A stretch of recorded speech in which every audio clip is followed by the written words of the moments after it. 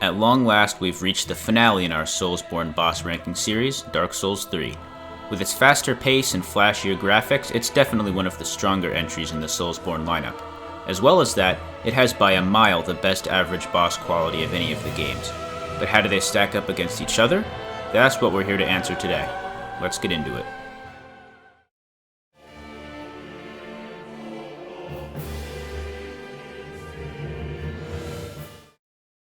I don't know if this boss is as hated as widely as it is around here at Cytonox Industries, but yeah, I think we glossed over this spot for about 3 seconds and moved on.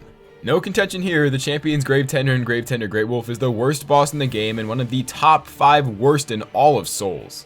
I know I say there's no enjoyability or there's nothing fun about this guy a lot, but I am dead serious when I say there is nothing, literally nothing fun when it comes to this stinky ass dog and Zeus manlet NPC combination. So, let's talk mechanics, shall we? The Champion's Gravetender and his band of wolves, not dogs, are all boner jams. They serve to piss you off and be as annoying as possible, yet also as uninteresting as possible at the same time.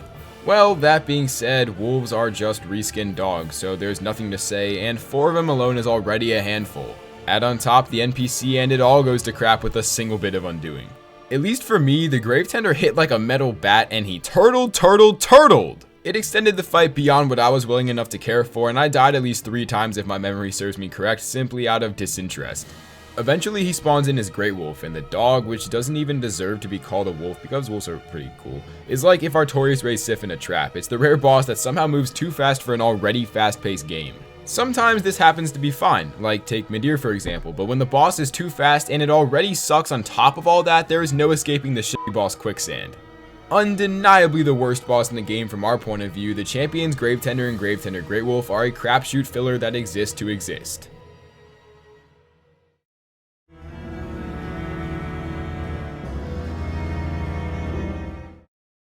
I can't think of many better examples of poor early game stat scaling than the Crystal Sage. The damage he can dish out is ridiculous, and I'm amazed that for whatever reason only Jack and I seem to find him hard. The footage in this video is mostly Jack's, but my experience with the Sage was pretty much the same in my run. The weirdest thing about this fight is the Phase 2 difficulty spike. For the first half of the fight, he's a total pushover. You can knock him around all day with nothing but weak sword swings and slow magic to contend with. Then the second phase kicks off, and it doubles in difficulty easily. He creates like 5 or 6 clones that all start harassing you with powerful ranged attacks at the same time. You can tell which one is real by the purple glow he'll give off with his spells, but it's not a bad idea to take out his clones either, since they can make a real nuisance of themselves if ignored. Either you get lucky and the real one spawns right next to you, or you have to cross the entire arena to attack him out in the open, all while being pelted with lasers, seeking balls, hail, and all manner of projectiles. I usually fight the Sage as my 4th boss, so I'm coming in here with maybe like 20 vigor, and that just does not cut it here. That's enough to take 1 or maybe 2 blasts, and in a room with anywhere between 5 and 10 blasts active at any given time, that's just unfair to me. This fight killed me more than any other boss in the entire game on my run. I don't know if I just suck at this for some reason, or if people fight him at a way higher level, or what. Either way, he makes for an irritating early game hurdle that makes me much less inclined to replay the game. I wouldn't say it's anywhere near as bad as some of the bottom-seeded bosses from the other games, but it's definitely a hassle I'm never eager to deal with.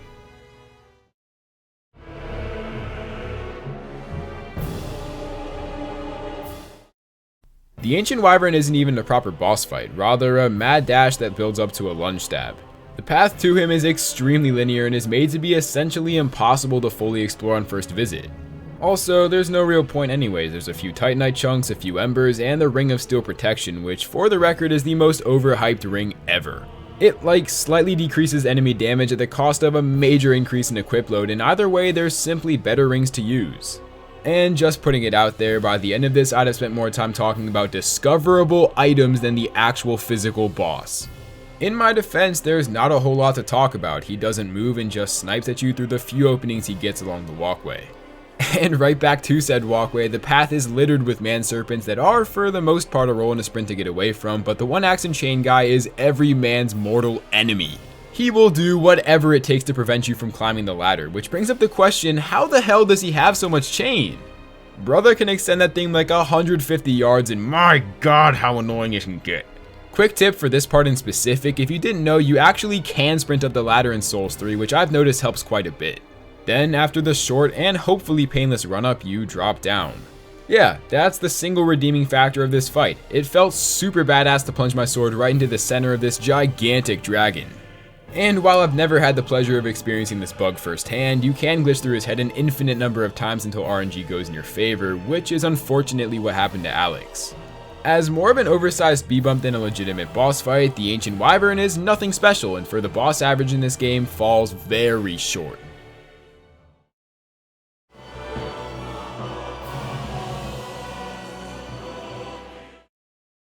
Cytonox veterans may recall the old monk not doing too great in our Demon's Souls boss ranking video, and this fight is basically a worse old monk.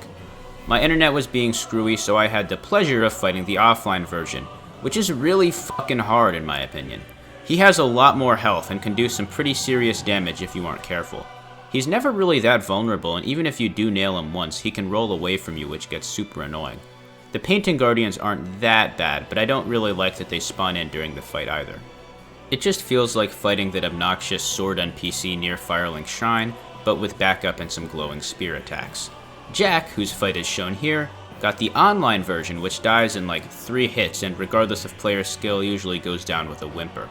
There's a huge difference between the online and offline version, and I had the offline version in mind when ranking it way down here since it's an annoying piece of shit.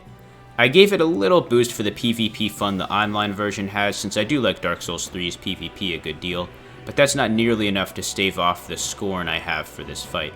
It's DLC too, which feels kinda dirty to me since you gotta pay extra for that.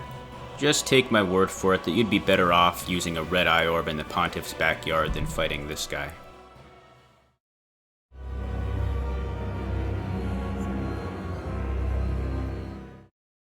For a tree with an abundance of testicles, this fight was surprisingly underwhelming. Well, what I said was contradictory, I suppose. Considering it is a tree with 100 gonads, what else could they have done? Either way, we're only 4 bosses in, but I think we've already hit the series average for boss fights. Like, basically I find everyone from here on out to be fun and worth the fight each playthrough. Except Wolnir, but excuse that. One unique aspect of the Curse-Routed Greatwood is the multitude of angles you can approach him from. My go-to strat is go farthest foot, then shin, then main sack, but you can do whichever you please, and it'll probably work out fine. My other recommendation is to use the charcoal pine bundles found in the butcher houses in the early undead settlement. So yeah, for the first phase, that's it. It's extremely short if you know where to position yourself, and by taking out all 3 weak points, it'll already be at around 60%ish health when it booty stomps the ground and breaks the floor from under you.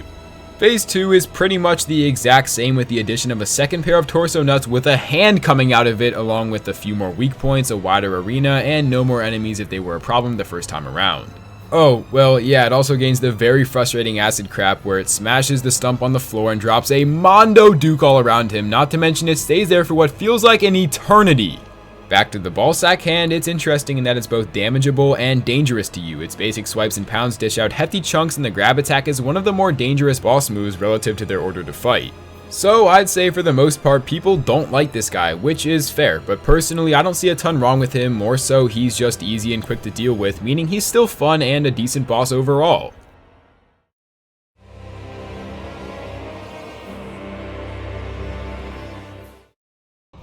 I find Wolnir hilarious. I think I might just have a soft spot for goofy skeleton bosses, because I have way less of an issue with this fight than Jack does. This placement may have been influenced by the fact that he had a 7-minute fight with him due to Wolnir's AI getting stuck in a loop of doing nothing but summoning his sword over and over. I have never had this happen to me, but it does sound pretty ridiculous. Obviously Wolnir isn't as great as the Skeleton Lords or anything, and the mechanics of the fight are pretty weird, but I dig some of the design choices actually. I like how he looks for one, and I like skeletons, so it's not too hard to sell me on that. The goblet you touch in the cutscene to start off the fight is cool to me too. It sorta makes me think of the ending to Indiana Jones 3 with all the holy grails. Additionally, I like the lore of him being spooked by the abyss and clinging onto his little ledge just out of its grasp. Although one funny thing about this arena is that there's no actual pit at the end, it's just a dead end. Which is pretty lame, this fight loses points for that. Anyways, he's easy so long as you don't get impatient and start trying to chase his arms down too far and wind up getting smogged to death. Killing him requires whacking his bracelets a few times, which is not a super tall order. I do like the sword, provided he doesn't spam it too much. It looks pretty cool and I did a full playthrough with it once. It looks sort of like someone jizzed on a strangely long knife to me, which I find funny. All in all, he's not really terribly noteworthy, but for the cool design, lore, and comedic value, I'll throw him a bone.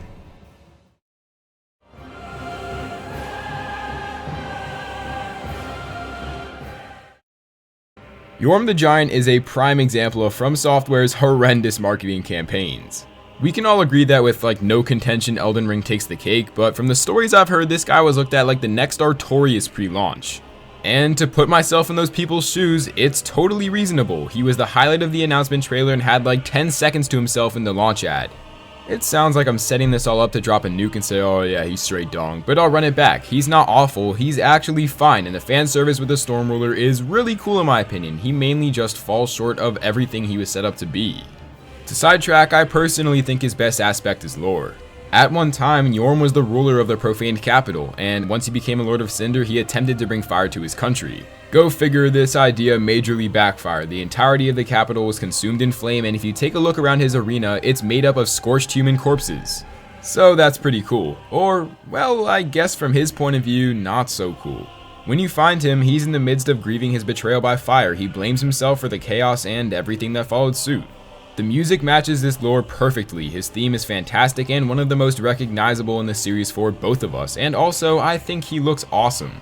But his mechanics are very basic, and it feels like he was made to be a 30-second boss fight. He has a couple interesting attacks that he rarely, if never, does anyways. For more than half the fight he'll be killed over from being winded by the Storm Ruler, so they exist to exist, I guess. Also, his health is super low. Well, not if you attack him normally, but it's 5 or 6 shots to death with the intended route. Lazy, disappointing for a core lore boss fight, and a pushover are usually a trifecta for disaster. In Yorm's case, he's so grandiose and still fun as is that I can't really hold it against him too much.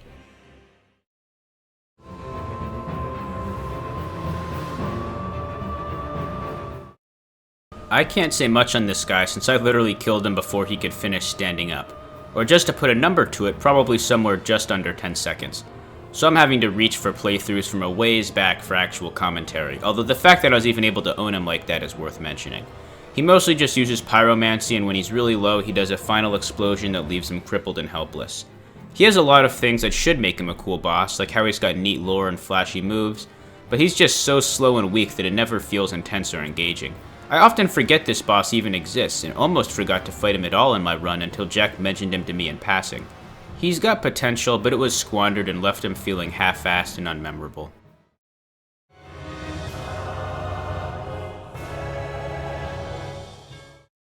Souls puzzle fights always end up either really shitty from trying too hard to be a gimmick, or comical pushovers because, let's be real, FromSoft has no idea how to make a puzzle fight. For these bozos, it's as simple as go for the red guy.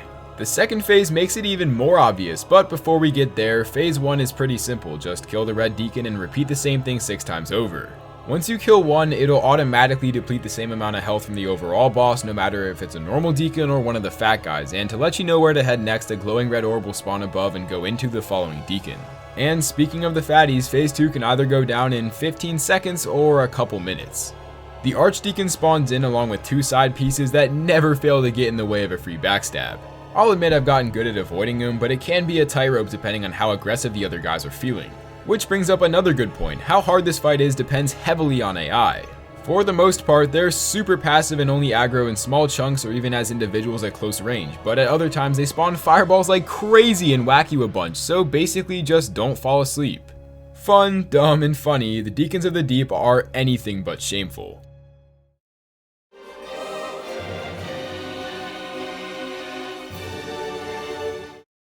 Gundyr is a really awesome first boss. The main reason I tell series newcomers to start with Dark Souls 3 is because Gundyr is a perfect balance of fun and early game difficulty.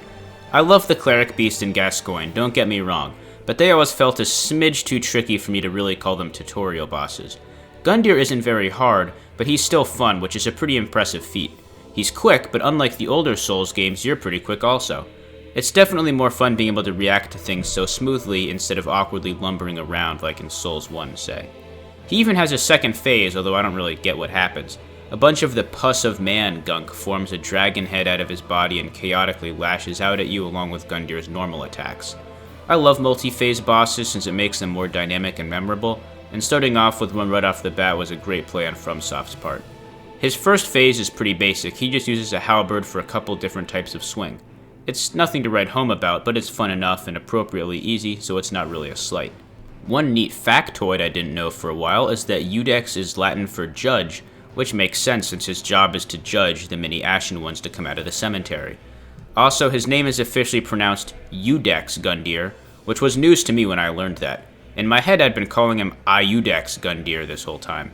Regardless, this is a great introduction to the game that I'm sure most people can appreciate.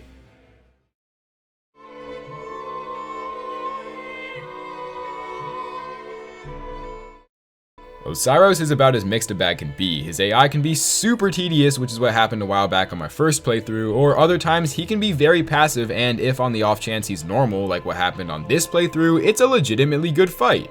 This is mainly due to how no matter how much health you got, certain attacks like the charge will kick your shit inwards, so basically depending on how much he pulls one of these, the more or less fair the fight feels. I also think Osiros doesn't get nearly enough credit for the atmosphere. The voice acting is stellar, shout out William Houston, but also begs the question, who the hell is Ocelot? Maybe the dude's just on bath salts, he's cradling nothing during phase 1 and doesn't have eyeballs, so what? I'm so lost trying to understand. Well, based on what is known, Osiros himself is the consumed king because he was once the king of Lothric before his sanity was consumed by his obsession with dragons. Which still doesn't explain how this guy magically transformed into a drugged out genitalless dragon, so yeah, I give up on this segment. You know what? You try to make sense of it yourself if you want, like if you want a free migraine. Phase 1 is pretty lame to be honest. He kind of just takes the blows and half-assedly swings at you, but it's nothing worth noting. Phase 2 is where all the action's at. He drops the baby or the trip wears off, or I don't know. But he gets super into it and you gotta be on your toes, boy. For most of his moves, his entire body is a hitbox and almost every attack is a high damage follow-up. He also gains ice sorceries that are like seats on a much smaller scale with the same crazy high amount of damage. In retrospect, this fight's personally a blast. Even when it's spewing with bullshit, it feels exciting and it's very unique from the average dragon, so considering all of that, Osiros deserves a respectable 15th spot.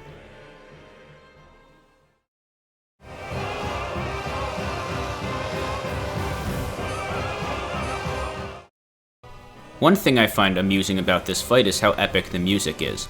The part that plays in the second phase is almost as stressful as that drowning music from old Sonic games. However, this isn't really a universe-busting deathmatch for the ages or anything, it's just some guy who got turned into a big monster with frost breath stopping you from leaving the high wall. But I'll still take it, it's definitely one of the better tracks to come out of Soulsborne, which is high praise. Vort is another two-phaser, with the main difference being his speed and his use of a charging attack. He starts off pretty easy, given you can just hang out under his stomach and hack away at him, but phase 2 slightly remedies this by making his whole body become a big moving hitbox during his charge move. Which brings me to another point of praise, this fight has very well done hitboxes. Usually charge attacks feel like undodgeable bullshit, such as Abridus' charge, but this one is just a nice clean, directional dodge to safety fit for the game's second boss. I do think the Frost Breath should have been more of a threat though. As is, you can just stand to his side and whittle down 40% of his health in one cycle. Even though he's super easy, I'd be lying if I said I didn't usually have fun with Vort.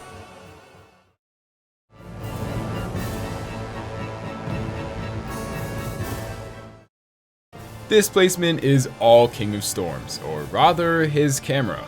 Locking on all but guarantees your doom, but even with free motion you have to balance evasion plus lens focus. Not to mention, certain attacks like so have no telegraphs, and while this is only one example, it's a constant nuisance that plays a major role throughout. So far, it's been negative after negative after negative, so let's get optimistic. This phase goes by in 30 seconds tops. For endgame, he's got no health, plus that fire attack that's basically a free pass to move on, and lastly, he's even got a visceral, but sometimes will just die before.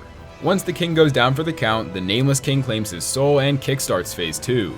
He's extremely high quality, and considering how many times I died to bullshit during phase 1, the fact that I still have a positive regard speaks volumes. This is the rare boss that actually matches power scaling in terms of lore. He's a literal god, so him being on the high tropes of damage and health are both logically sound. And he's not just a god, he's actually the firstborn of Gwyn, and fought alongside the Dragon Slayers in the battle against the Everlasting Dragons. However, he eventually sided with the dragons and tamed a Stormdrake, with whom together ruled over an unknown kingdom for a while before making his way to the peak. He's got a cool mixture of rad lightning and wind attacks that all have a ton of flair and look visually appealing. The variety is noteworthy, and I appreciate his stagger to visceral mechanics as well. And yes, while I agree his health is chunky and that he dishes out arguably too much damage per shot, the statistical difficulty makes it a lot more of a skill-based fight and forces a stark contrast in approach from the King of Storms. In retrospect, considering the bullcrap overload that is the King of Storms, it is a damn miracle the Nameless King is even this high up. But that being said, only further shows the greatness of the Firstborn of the Gods.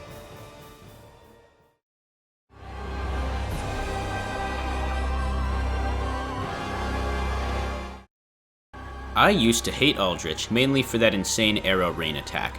I mean, to be fair, it still sorta feels like luck. Sometimes you can outrun it and sometimes you just can't. But it doesn't kill me all that much anymore, which is nice.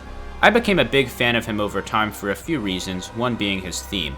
I think it's super awesome that they have Gwendolyn's theme from Souls 1, but then at Phase 2 they have it get some kick to it that was sorely lacking from the original theme, or Souls 1's soundtrack as a whole, really.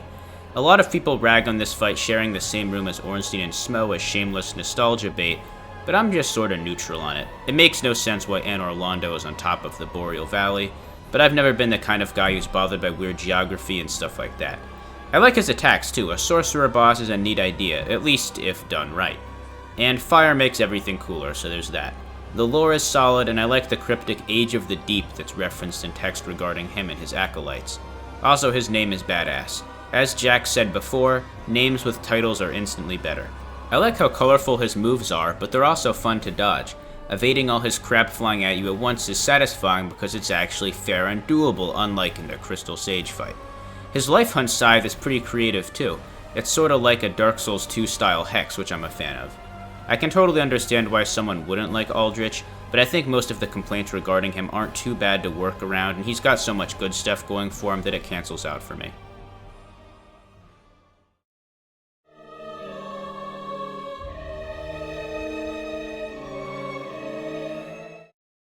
Everyone remaining stands out to me as once per game boss fights, which is ironic considering there's still 11 bosses to go. The Dancer is no exception, but she's at the bottom because it's a pretty simple fight. She's got the trademark Souls 3 ghost movement and rocks a fire weapon in phase 1, then a dark weapon alongside the other in phase 2. My only gripe is that it's too easy. Well, take that with a gigantic heaping of salt. Everything's easy with plus 10 cells or twin blades, but it's no coincidence a common OP early strat is to beat her directly after Vort to beef up on Titanite chunks in the Consumed Garden. What I recommend is to stick to her yoga pants. I'd say they serve as a reminder to, well, stick to the butt. This strat should be everyone's go-to for any oversized boss fight, just like normally, but the Dancer's moveset actually encourages it. Specifically, the introductory spin cycle that boots up phase 2. I didn't follow course, but as you can see, her spin rotates above where her booty's located, so you can simply stick to her behind and chop away, but make sure to count the spins because at numero 8, I believe, she does a normal height one that catches you. Otherwise, it's just about rhythm. Feel out her movements and pay close attention to her shoulders and arms. They're dead giveaways on if she's gonna swing and what attack she's gonna do. Be wary of the occasional floor stab that shoots out fire and dark on either side, and the AoE, which I'd say qualifies as a rare attack. I never get it and probably never will for the time being. The Dancer with the yoga pants is an exceptional early, mid, or late game boss and stands out due to her unique aesthetics, soundtrack, and moveset.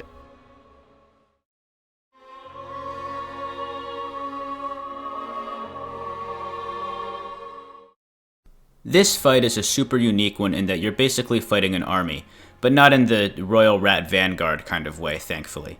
Instead, it's a bunch of hollowed Artorias cosplayers who used to fight the abominations of the Abyss, but forgot their original purpose and now just go around killing each other for eternity in a mausoleum.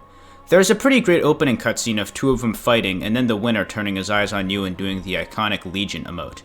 The main gimmick of this fight is that there are actually up to 3 of them who can spawn, with one actually allying himself with you against the others, making it a fair 2-on-2 match once all of them stand up. If one does die, another will take his place in around 15 seconds, so there isn't much downtime.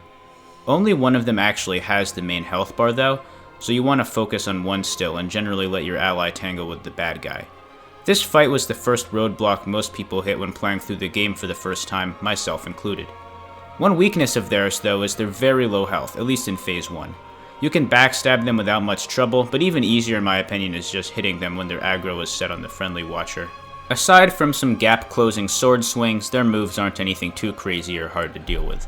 The trouble comes when you seemingly kill them, only for the blood of the wolf to rise out of all their bodies and strengthen one of them with awesome fire moves and a thicker health bar. Despite removing the gank aspect from the fight, this phase is much harder due to the higher damage and a heftier health bar. It's got some of the best looking attacks in the game, not to mention some pretty stylish movement. They must have studied Artorias pretty well back in the day, because they're just as capable of spin moves, dashes, and all manner of techniques. I love the fire trail each swing leaves too. It adds some strategy to which direction you roll, since even if you dodge the sword, the trail can still catch you if you aren't careful. The hype you get from your first time finding out there's a second phase is a big part of the greatness of this fight in my opinion, although honestly it might have been closer to dread or horror my first time around. Still, I watch the cutscene anyways sometimes because I just like it.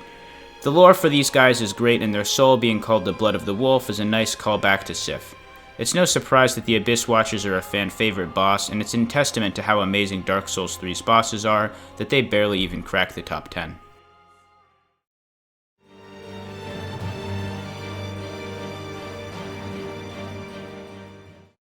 Here's a fact, Iudex and Champion Gundyr are the same person. Okay, so to lay ground, the Untended Graves is the Cemetery of Ash. Obviously, the difference is that it's dark out. This is why it's untended, because there's no Firekeeper. And this is also how both Champion and Iudex Gundyr are things. He was presumably beaten in battle here, by you maybe, and decided to rest where he was defeated. Iudex in definition is a judge or a decider. Basically, the introductory Gundyr is like a test of metal to see if you can be the Ashen One.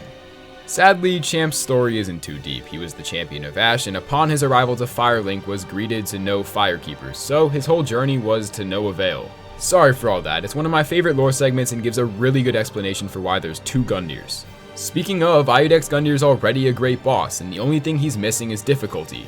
Enter the Champion, an all-around improvement on his fallen future with higher damage and health, faster recovery, and deeper movesets. They share a similar attack pool, for example the shoulder bash, kick, and halberd thrust, but Champ is swifter and has more smoothness to his movements. This personally makes the simple things like dodging and hitting feel badass. But as everything goes, it's not perfect, and specifically Phase 1's AI can be straight up atrocious. I've never had a fight where he just doesn't repeat himself.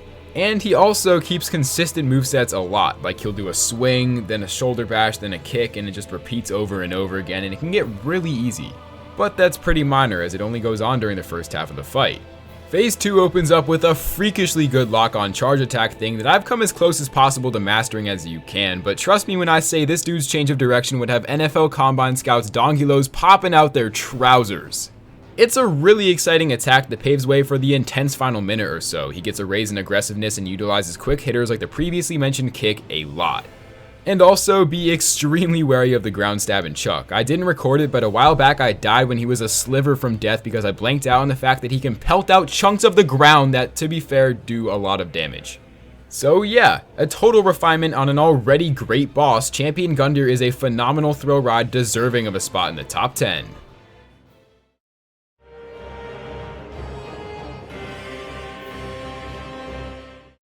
Despite being sort of a throwaway boss, the Dragon Slayer armor is an amazingly crafted test of the player's ability to focus on multiple attackers and dodge different types of attacks at once.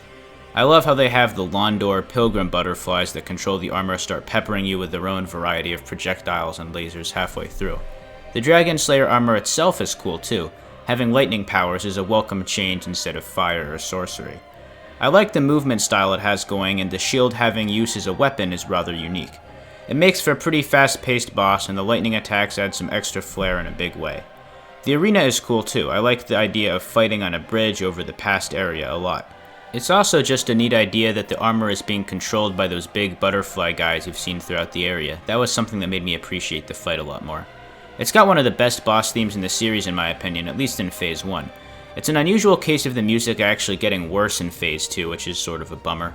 This is the only real negative in my opinion, along with the fact that he's a bit too easy. I think he should have a good deal more health, since he goes down pretty quick if you know what you're doing.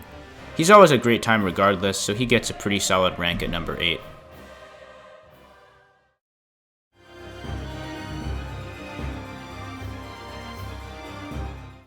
Lothric and Lorien are one of my favorite ganks in the series. Well, actually for the first fight within the overall fight, it's mano-y-mano, just you versus Lorien.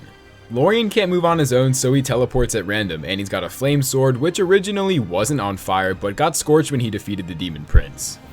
Back to teleportation, this mechanic's a bit of a headache in that there's pros and cons to locking on or not locking on, or as I prefer to call it, the great debate of souls. I recommend it because it'll benefit you more than not if he teleports in the same lane of vision, as you stay locked to him when this occurs. But it also can get you stuck searching around while he's right behind you, and then you get hit in the process. So yeah, you see why this is such a major point of contention among the community. But one thing is for certain, be extremely careful of the Holy Flame Beam. As the hardest hitting attack in the main game, that's already a cause for concern, but double down, you need to have money positioning and timing to dodge it unscathed. He almost always does it immediately after spawning at a new spot, and it takes about 2 to 3 seconds to wind up. It also looks awesome and is one of the many cinematic attacks in the game that I can never get enough of. So, Phase 2, is it really a whole new second phase? Considering it has its own cutscene, a new health bar, and gameplay changes, yes, but also the gameplay change is extremely minor and circumstantial. Lothric, the more crippled of the inbreds, is the main target of Phase 2, so in a sense this fight works opposite the saying choose the lesser of two evils, either go for a knee down, paralyzed mute worm, or a totally immobile but working throat box vegetable. Well, let me rephrase. You need to kill the vegetable, but to get there you can also chop down his paraplegic brother to make it a bit easier. I never do this, simply because it's too time consuming. Rather, you can just roll into Lorien's swings and get a couple hits on Lothric before he teleports away, instead of the hassle of killing Lorien and picking at Lothric as much as you can before he revives his brother with half his original health. And back to the whole new Phase 2 thing I was talking about earlier, what I meant was that Lothric does have a couple moves under his belt, but he only does them when you're very far away or mid-range, and this fight is all about sticking to that bubble butt, so for the most part his moveset is totally irrelevant. From time to time you gotta stay alert and roll through a soul spear or hide behind the pillar. Wait, there is none. That would have put him right in the top 5. No, that wasn't me sidetracking, that was a real point. Okay, so before I get into this, know that Lothric and Lorien are in my Souls top 25. That being said, they're fantastic, yet feel like one of those could have been bosses. If Lorien didn't teleport as much, they could have been that much better. If Lothric had more of an impact, they could have been that much better. If the arena design affected gameplay, they could have been that much better. But hey, don't get me wrong, the Slayer of the Demon Prince, Heir to the Throne, and Collective Sons of Osiris are an undeniably great boss fight.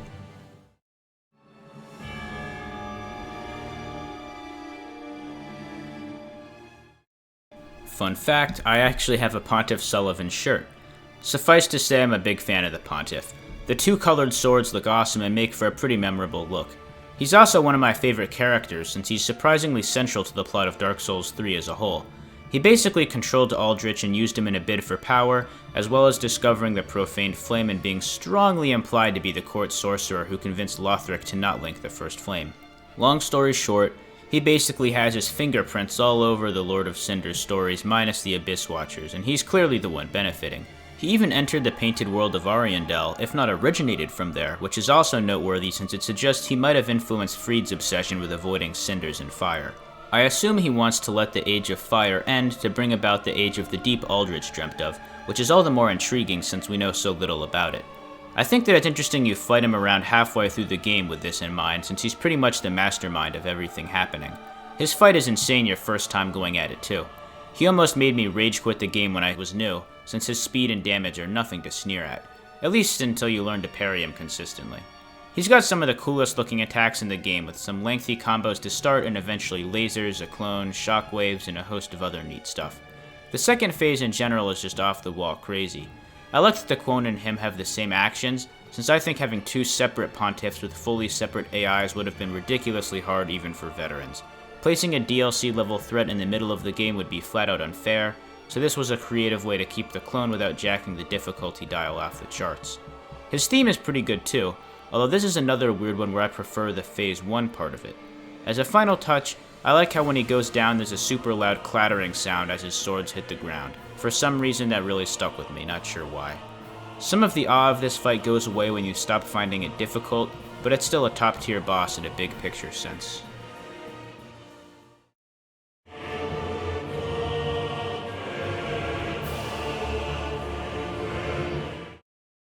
Before we dig our toes in the sand, check this out. So, Fried is sisters with Yuria, who if you didn't know is one of the main catalysts in the usurpation of Fire ending. Fried, who somehow or another ended up in the Painted World, convinced her father and keeper of the Painted World, Father Ariandel, to usurp the fire with his own blood to prevent the land from burning to a crisp, instead replacing it with blood caverns and funky crow knights. I don't know, I think it's kind of cool how like fire usurpation runs in the family and stuff, and also how the lore ties in directly with the fight. But before we jump that far ahead, let's go over what makes it so great. It consists of 3 unique phases which are all difficult and strategically defeated in their own rights. Each exponentially increases in longevity, attack pools, and rate of speed, in which that last tidbit can get a bit annoying. I'll get into what I mean in a minute.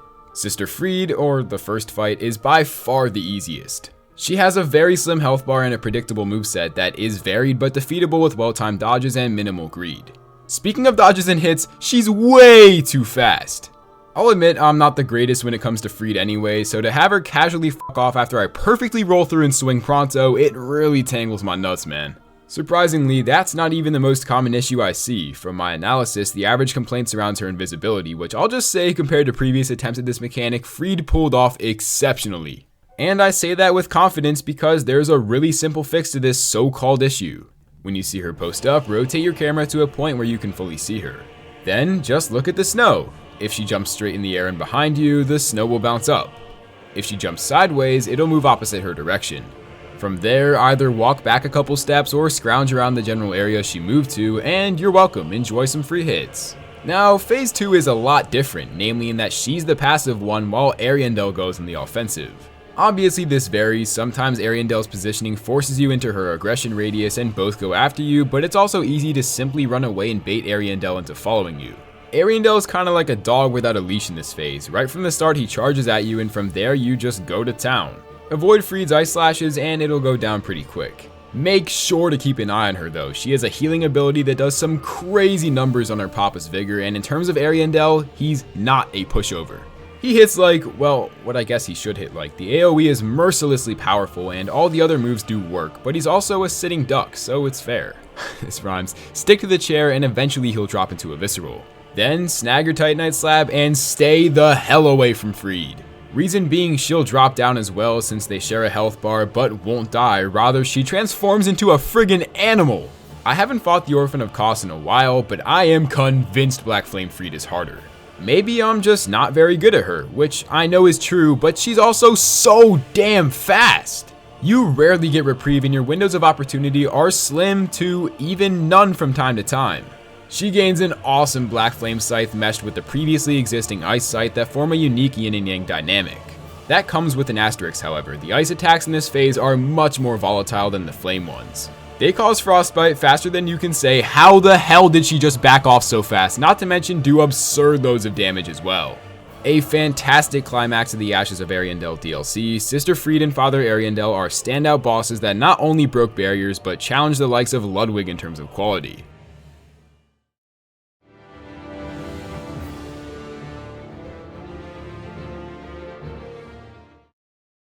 This boss has a lot going for it, but the main gimmick I appreciate is the 4 modes it has in Phase 1. The Soul of Cinder swaps between 4 playstyles, each implied to belong to a past unnamed linker of the First Flame. The hardest one is probably the Curved Sword Pyromancer, who has been theorized to be the chosen undead due to his mastery of Power Within. I guess it makes sense that he could kick some ass, since the chosen undead was pretty good at taking names back in the day. The main challenge comes from his speed. You barely have windows to hit him if at all, and with Power Within he can do some good damage too. In contrast, the easiest is the Sorcerer by a mile. He's a lot less spazzy and will often just take a beating with little struggle. Not to rag on him though, he's got the coolest moves out of any of them. He's got a classic magic greatsword and even an awesome Kamehameha move that's sadly not as useful as it looks. There's the Spear guy whose most notable move is probably Wrath of the Gods, but he's also got some spinning action, dramatic thrusts, and charges. Lastly, there's his generic old sword form. This is just Phase 1 though. Once you whittle his health down, he summons the power of the original Fire Linker, Gwyn. I'll take a brief aside here to point out how amazing it is that they made like 5 different movesets for one boss. They could have easily just had one of those for the first phase and it'd have been fine. So FromSoft really went the extra mile here, which is awesome. It makes sense that they would do it here of all places though, since it is sort of the finale to the entire series, not counting the DLC. Back to the Gwyn phase, they even brought back his music for it, which was a nice touch. The second phase is basically fighting Gwyn in the Dark Souls 3 engine, but with some new attacks, so it's a lot more fun. He's pretty tricky up close, so I personally try to bait his long-range jump move and punish that. I think the arena is great here too. I like all the swords planted in the ash, and the kiln in this game in general is pretty awesome looking. I like seeing everything all meshed together and crazy looking. The dark sign looming above is great too. It's neat to finally see it for real. All this stuff combined makes for an amazing final spectacle that just barely falls short of the top 3.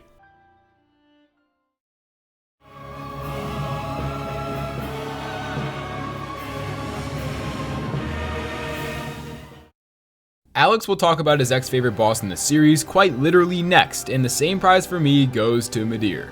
For upwards of 3 years, Midir couldn't be bothered to move off my number 1 spot. Whether it be the atmosphere, the expansive and beautiful arena, or even the scales of his skin, everything about him was perfect to me. Sadly, over time, I've lost my love for the big fella, or rather, he's just not the best anymore, but I've still got him in my soul's top 5. So, let's start with the lore. Midir is a child of the Archdragons. He's an immortal and tasked with fighting the Abyss and all its creations. By this point, it should be a rule in the Souls world to never fight the Dark. Or maybe it shouldn't be, considering the other bosses who went down this path, like Artorias or the Burnt Ivory King, but yeah, go figure, Midir was infected over time. However, he was a bit different in that he wasn't overcome by being defeated or drained of life. Instead, he physically ate remnants of Dark, hence why he scaled in black crystals and uses dark magic in combat while keeping his normal functions intact, also why he's called Dark Eater. This plays in during both the bridge ambush and boss battle. The attack variation forces quick reaction, and in specific, the bridge ambush is an underrated pre-fight. The bridge Midir can be taken care of a few different ways, the obvious being to make use of the natural protection before the bridge and run out after you bait him.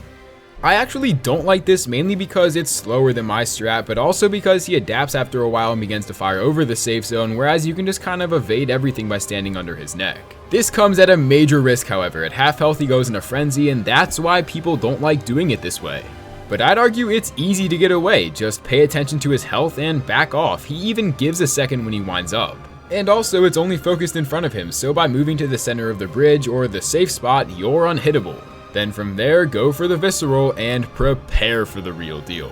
I can't really describe the feeling of dropping down that first time. I guess the best word would be mesmerized. It was a true shock seeing Midir again, not to mention the gorgeous setup and beautiful soundtrack as well.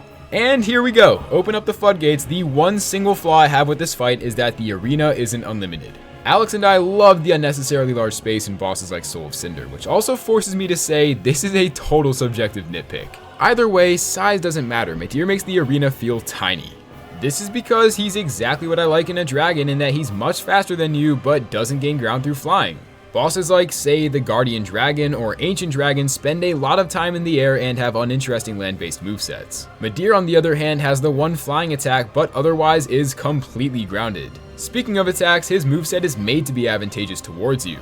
So, first of all, don't be stupid. IGN boss guides are like ESPN sports shows in terms of their helpfulness. Take my word and watch any generic Dark Eater Midir boss video and you'll be good as gold. Reason I say this is because all the major boss guides from gaming companies recommend going for his limbs, like his hind legs or tail for example.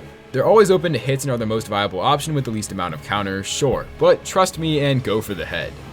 Remember what I said like 30 seconds ago? His moveset is made to be advantageous towards you. Notice how after each attack his head moves into prime hitting position and stays there. This should already be a signal to go for the cranium, but if you need physical proof, just look at the damage difference in my gameplay versus IGN. The head takes like quadruple as much, not to mention is faster to reach and easier to path out during his combos, which leads me into his moveset. All of Midir's attacks are flawless, unique, and tactically challenging with beautiful visuals and style. Each combo is avoidable through a single well-placed roll and all give not only fair telegraphs but have exceptionally good hitboxes considering not only the size of the guy but how historically FromSoft had a major issue with large boss hitboxes. They're all very swift and feel like a single motion, each swing blends into the other and the other into a powerful gust of fire, so on and so forth. Eventually he'll call in surrounding darkness in a surprisingly climactic shot. Back off as fast as you can, the AoE that starts phase 2 is destructive. And don't say I didn't warn you, whether it be right off the bat or a bit after, Midir will do the same phase 1 combo back to back. Same rules apply, decent positioning and knowing where to roll can set you free in one go, just remember that one doesn't mean it's done. This phase has a boatload of awesome looking laser moves, but sadly doesn't last that long. Unless, well, just watch.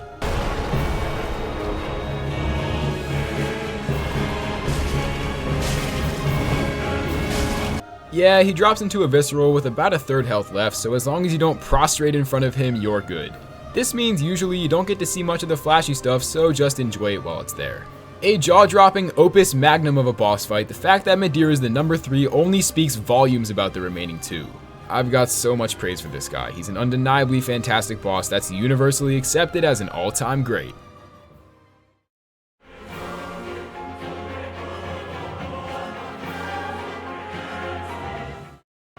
For a long time, this was my absolute favorite boss in the series. That honor is with Ludwig now, but that's not to say Gale isn't still up there. He's got the best arena in any boss fight I've ever played, period. It's this insanely large expanse of nothingness with the crumbled ruins of the ringed city all around you. It's quite literally the end of the world, with no one but you, Gale, and I guess for about 30 seconds that half-eaten pygmy crawling towards the bonfire. It's rare to see a character you've interacted with become a boss, with the only other ones coming to mind being Gehrman and Nishandra, so it stands out on that front too. This fight is so epic precisely because it's a fight over nothing, which is a cool idea. Gale finally gets, at least in some limited capacity, the power of the Dark Soul. Despite the series being named after it, the Dark Soul hasn't really been shown in action at all, so the chance to finally see it was super exciting. I wish it was a cooler dark purple color instead of reddish, but that's a retrospective minor nitpick. The theme in this fight is pretty great too. Souls 3 definitely has the best soundtrack in my opinion, and I'd probably give this track 3rd place in the game behind Yorm and Midir's themes. The actual fight is awesome too. He has a whopping 3 phases and each one surpasses the last in scale and coolness. At first it's like a classic sword fight but boosted a lot in quality by the unique arena. This keeps up all the way until you get his girthy health bar to around 2/3 full, where he starts to bleed out the blood of the Dark Soul and uses it to buff himself. I gotta add that the fact that he got the power of the Dark Soul just by devouring ancestors of the furtive pygmy for what is likely eons based on the state of the world is badass as hell, and sort of horrifying. Phase 2 gives him a reddish aura around his sword and cloak, which if you look closely appears to have faces sort of like the ones Martyr Logarius can make in it. I assume it's just the souls of everyone he's eaten over the years, which is nuts because there's pretty much an unlimited amount of those. And also, the hole in his torso representing the dark sign taken to the extreme is a dope touch. It's like the Ringed Knights but even crazier. Phase 2 gets off to a sort of awkward start since Gale is strangely passive to start off, but that fixes itself soon after he attacks for the first time. He's pulling out pretty much all the stops at this point, like the repeating crossbow and some smooth swordsmanship. I like how his cloak can damage you. It's not too brutally punishing, but makes stuff a little trickier to handle, which can make all the difference in an endurance fight like this. After a little more fighting, he finally goes all out and hits his peak. The lightning hitting the ground is easier to avoid than it looks, but it's still awesome looking and can nail you if you check out for a bit. Gale's combos become incredibly lengthy, and part of the challenge is figuring out when he's done with his tirades. This is one of the most visually stunning fights in this series by a long shot, and also one of the most fun to boot. However, there is one last underdog that somehow doesn't get as much attention as we think it deserves.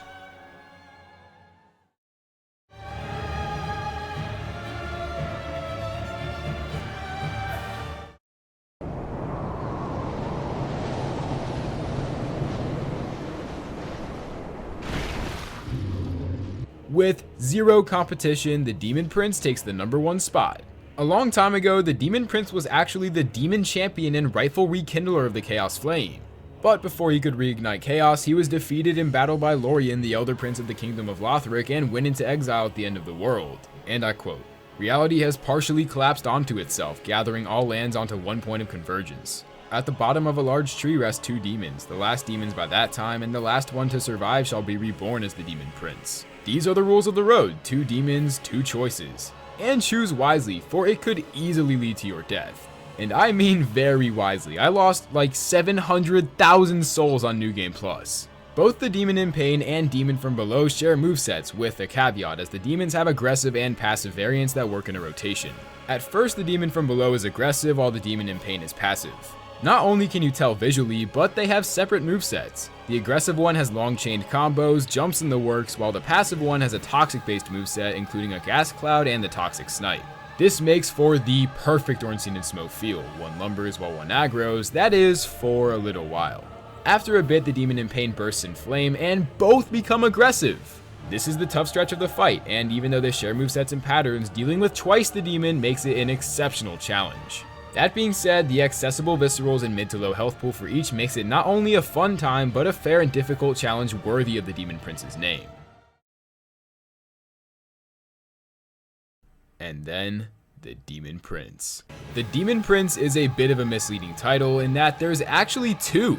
Like I said a bit ago, choose wisely who you kill. Depending on who dies first out of the Demon in Pain and Demon from Below, a corresponding reincarnation in the name of the Demon Prince will rise in their ash.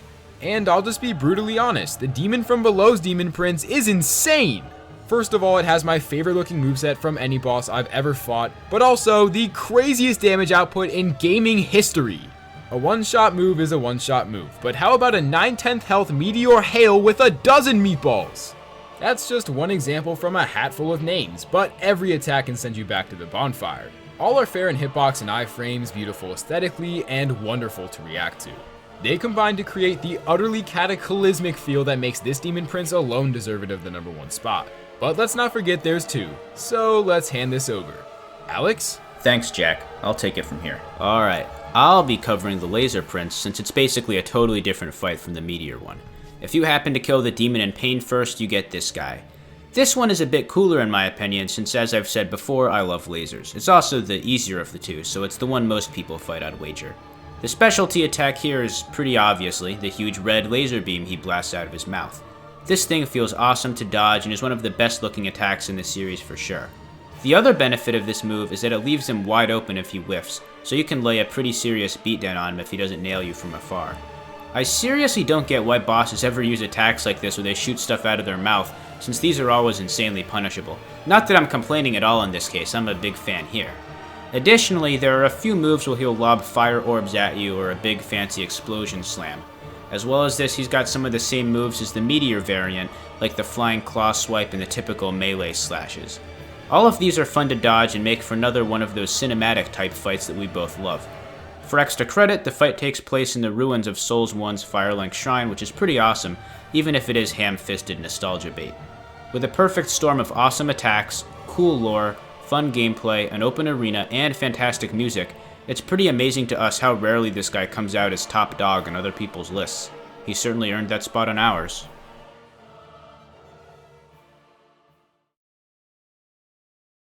We did it! As our favorite gaming series, we're sad to see Soulsborne go. The sheer number of bosses and number of great bosses were a damn good reason to make these videos, second to you guys. Seeing positive feedback and a consistent rise in numbers have been a real motivation, and even though it's crunch time for us juniors in high school, the train will keep moving. Originally, we had a tier list of the Souls 2 areas planned for next week, but as is, we're dropping the tier list as we know it. We don't enjoy producing, editing, or watching them for that matter, so for the time being, we're gonna keep them stalled. Be on the lookout for the grand return one day, but for now, we're gonna stick to what we're best at, and that's boss rankings. In hopefully 3 weeks time, expect the bosses of Jedi Fallen Order to be ranked from worst to best. As always, once again, if you're not subscribed, please do so, and leave a like if you enjoyed. So, with that, deuces.